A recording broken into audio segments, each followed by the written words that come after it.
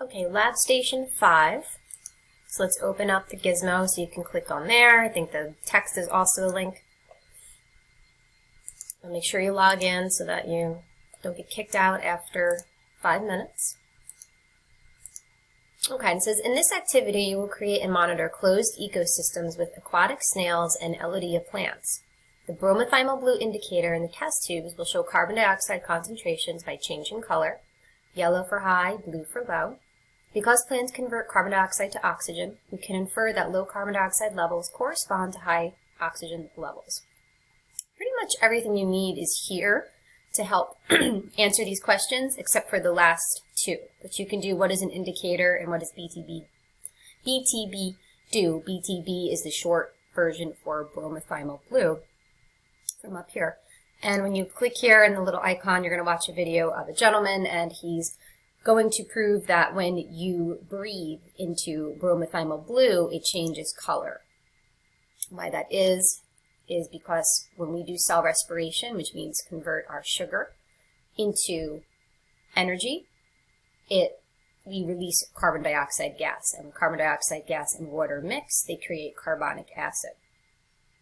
So after you do that, you're going to fill out this chart here that looks at carbon dioxide concentration, oxygen concentration, and what color the water would be, the BTB, would be afterwards. So this will make more sense after you watch the video on the previous slide.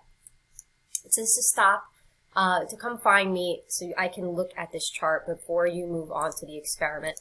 Because if you have this chart wrong, all your predictions for the experiment and analysis questions are going to be incorrect. So you need at least this chart to be correct so you can refer back to it when you need to. And again, another reminder, do not go on unless I see your chart and we kind of talk about bromothymol blue before you move on. Okay, in your actual gizmo, which looks like this. Okay, each of these test tubes contains water and a small amount of bromothymol blue. BTB is a chemical indicator. The color of the liquids in each test tube is. So you're going to look at the test tubes and note what color they are. With the light set to on, drag a snail into one of the test tubes and place it into another. There's a snail in one test tube. Oh, and a plant into another. Sorry, there we go. Okay, press play. And here's 24 hours. See a snail, right? And note what happens. Okay, what color the test tube, what color is in each of those test tubes afterwards. Okay, take a little screenshot. Remember, click the camera. Get a screenshot and copy and paste that. So now you're going to think about what happened in those test tubes. So you're going to place the O2 CO2 probe into each tube.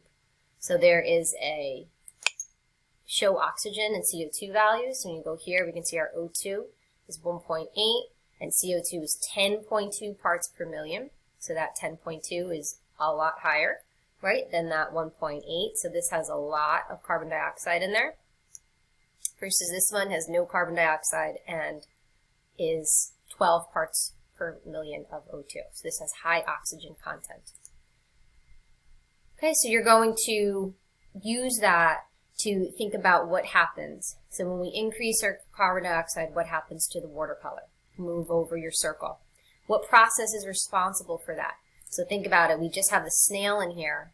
We have a lot of carbon dioxide. My color is yellow. Clearly a snail can't do photosynthesis. So when we see yellow water, high levels of carbon dioxide, it must be respiration, right? Converting sugar into energy and then releasing CO2 as a product.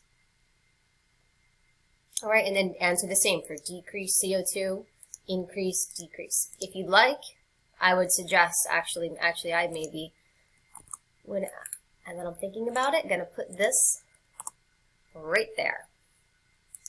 Okay, to make sure that you share the slide with me again before moving on. Because I'd like to check your chart to make sure we understand that the color of the water directly correlates, right, to what process is responsible, photosynthesis or respiration.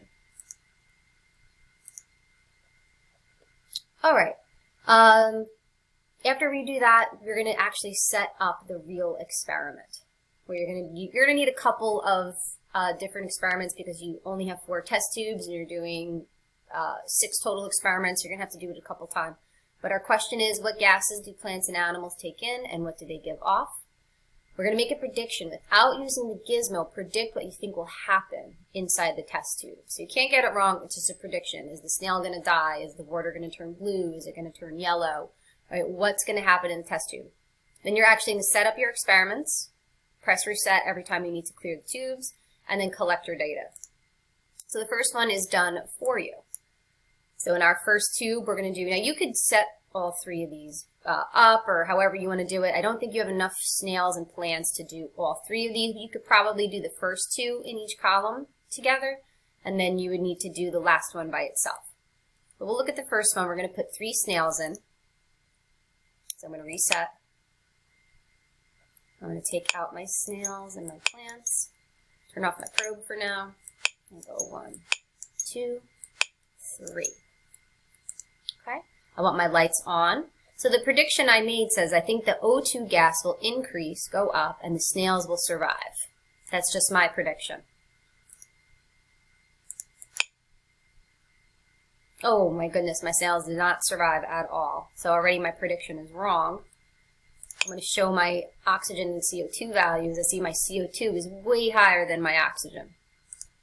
So my actual results, O2 levels decreased, went down, and water turned yellow, and the snails died. All right, so then you're going to do that for the other ones. So again, you can reset and then move your plants in. Right, and do the same thing. Okay, where you're going to make sure the lights are on, press play, make a prediction, and see what happens when your plants. When you get to the 4 plants and 4 snails, you're going to have to move everybody over into the 1 test tube and do a new experiment. Okay, you're going to do that with the lights on, and you're going to do it with the lights off. Because remember, sunlight is a driving factor of photosynthesis. Right, so we want to see how light impacts it. We can have plants in there, but if the lights are off, it doesn't even matter, right? Because we know that sunlight is vital for photosynthesis. Okay, and then once you're done with that, you're going to take your results and then answer a couple of formative questions about that.